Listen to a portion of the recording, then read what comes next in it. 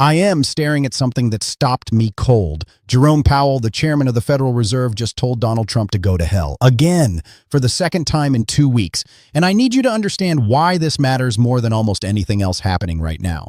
Because while Trump is out there threatening Greenland and suing the IRS for $10 billion of your money, the only thing standing between us and complete economic catastrophe is a man who refuses to bend the knee. And in 90 days, he might be gone.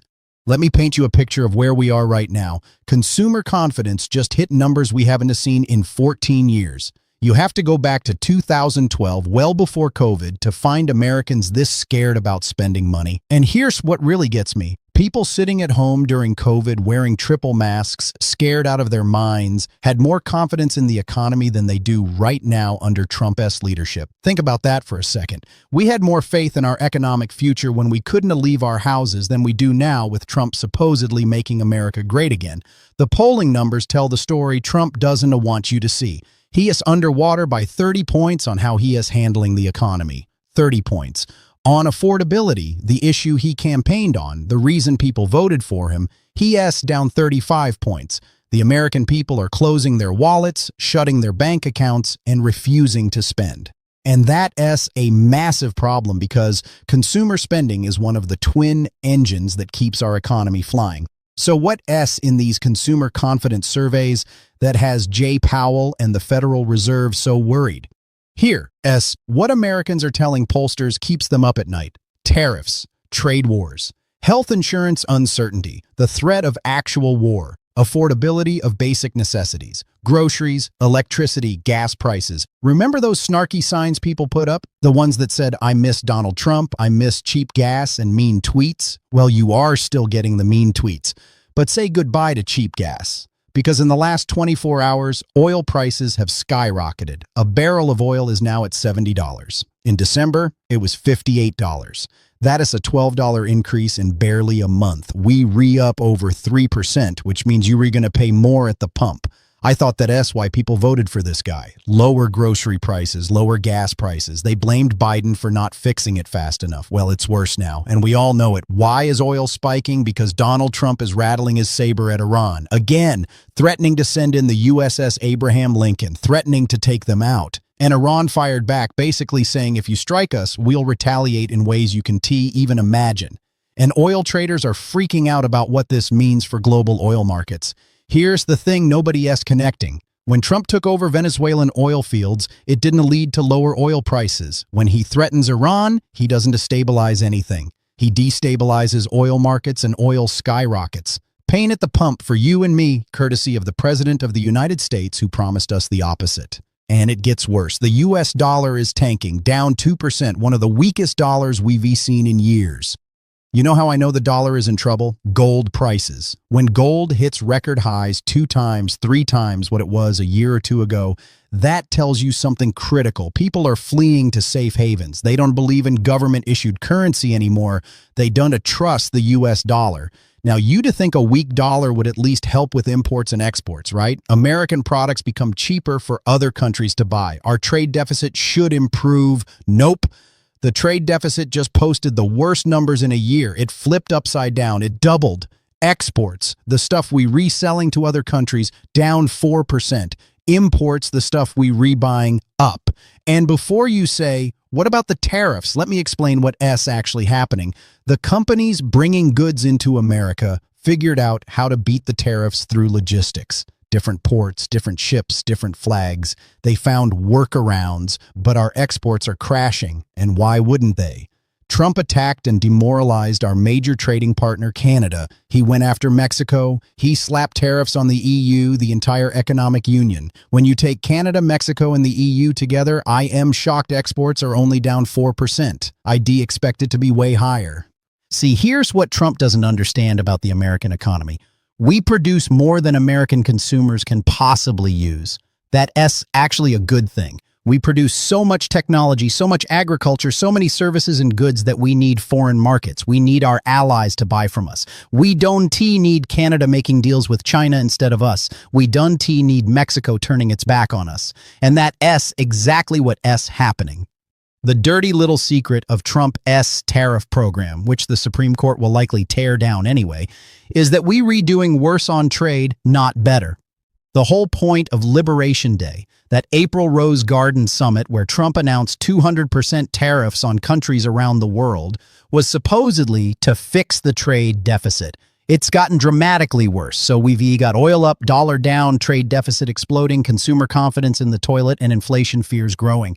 And in the middle of all this chaos, Jerome Powell and the Federal Reserve just made a decision. They not lowering interest rates. They did it 3 times in a row before, but now they holding steady because they worried about hyperinflation.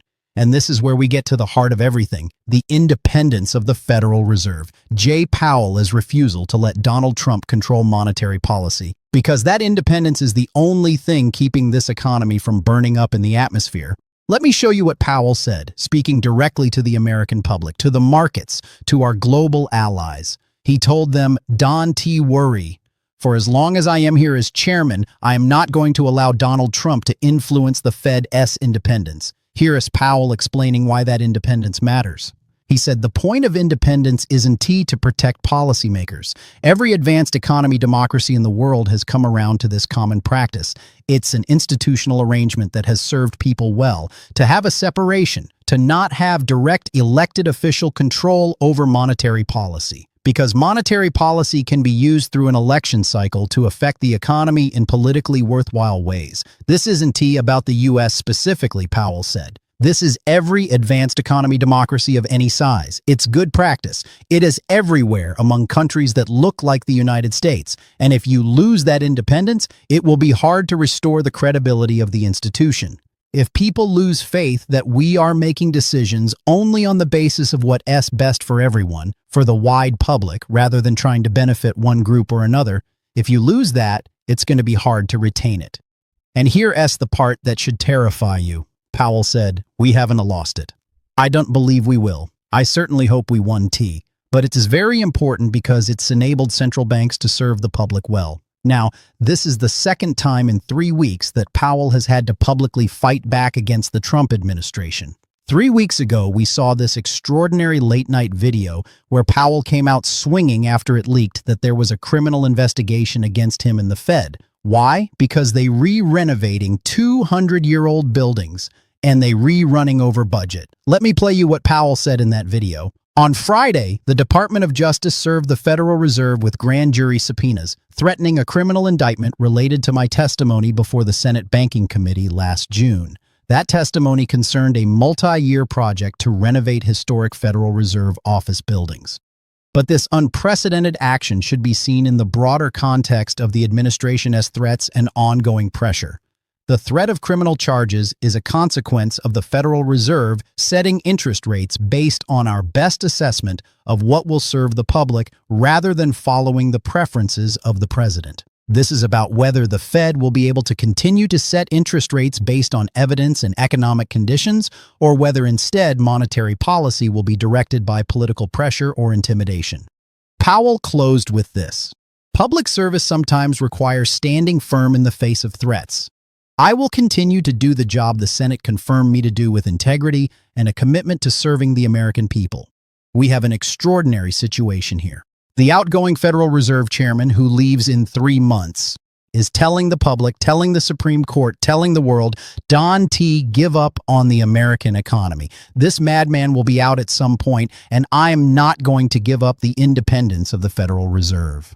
Trump has tried everything to get control of the Fed. He opened a criminal investigation into a building renovation. He went after Federal Reserve Governor Lisa Cook, but got stopped by the United States Supreme Court, all in an effort to get his hands on our money supply. And if that happens, God help us.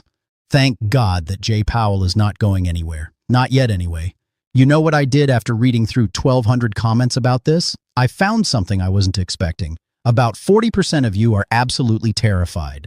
Another 30% are angry but still fighting. Maybe 20% have given up and think America is bankrupt and it's all over. And about 10% are confused, asking what happens in 90 days, why this matters, what comes next. Let me address the Canadians in the comments asking how this affects you. You right to be worried.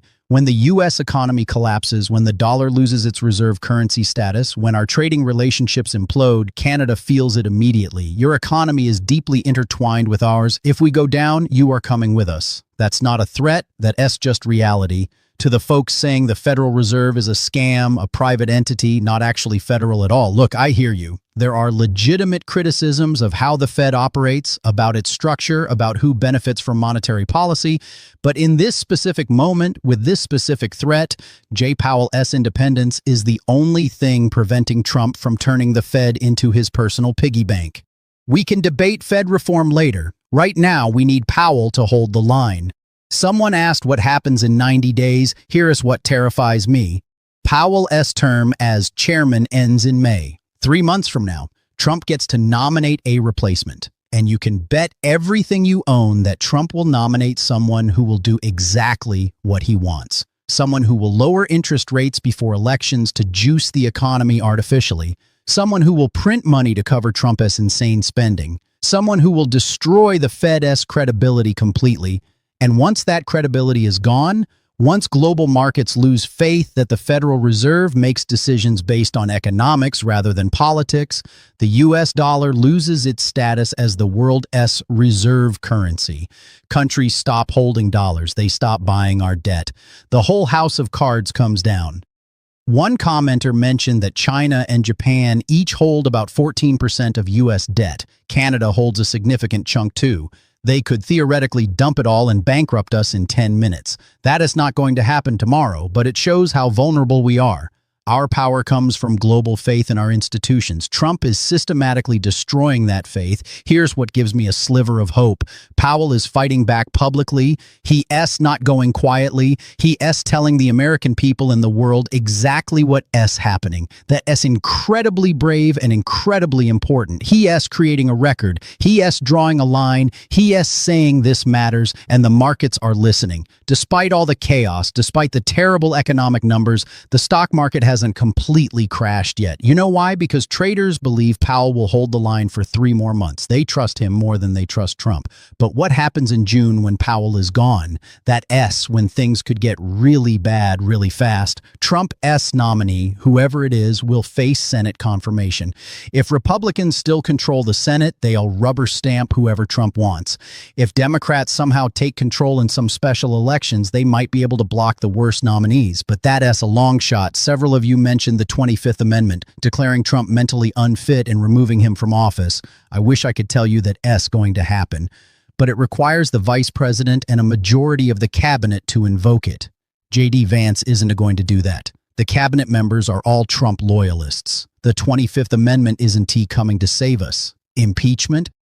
The House could impeach tomorrow if Democrats had the votes, but Republicans control the House. And even if they impeached, you need 2/3 of the Senate to convict and remove. That's not happening with this Republican Party. So we stuck with Trump for at least the next 3 years unless something dramatic changes, which means we need other guardrails. We need the Federal Reserve to maintain independence. We need the Supreme Court to strike down unconstitutional actions, even though I don't trust this court to do the right thing consistently. We need state governments to resist. We need the American people to make their voices heard. One commenter said they've stopped spending on anything except rent, food, beer, and weed. That's exactly what the consumer confidence numbers show. Americans are battening down the hatches, preparing for the storm. And when consumer spending drops, the economy contracts. Businesses lay off workers. Unemployment rises. It becomes a self-fulfilling prophecy. Another person mentioned they love church but haven't gone in a long time because so many church people support Trump and they don't know how to deal with it. I feel that. The cognitive dissonance of Christians supporting someone who embodies the opposite of everything Jesus taught. Greed over generosity, cruelty over compassion, lies over truth, power over service. It's heartbreaking. But here's what I keep coming back to. We have roughly 90 days, like one commenter said, to use these efforts to our advantage. 90 days while Powell still has power. 90 days to organize, to pressure Congress, to prepare legal challenges, to build the resistance infrastructure we'll need for the next 3 years. I saw someone say they not going anywhere, and they sure as hell aren't going back. They believe in the United States. That the energy we need, not despair, not resignation, determined resistance. Trump wants us to give up. He wants us to accept that this is just how things are now, that corruption is normal, that attacking independent institutions is fine, that threatening war with Iran to boost oil prices is acceptable, that suing the IRS for $10 billion of taxpayer money is just another day, that firing people who want to bow down is standard practice. We cannot normalize this. We cannot accept this as the new reality. Jay Powell is showing us how to fight back.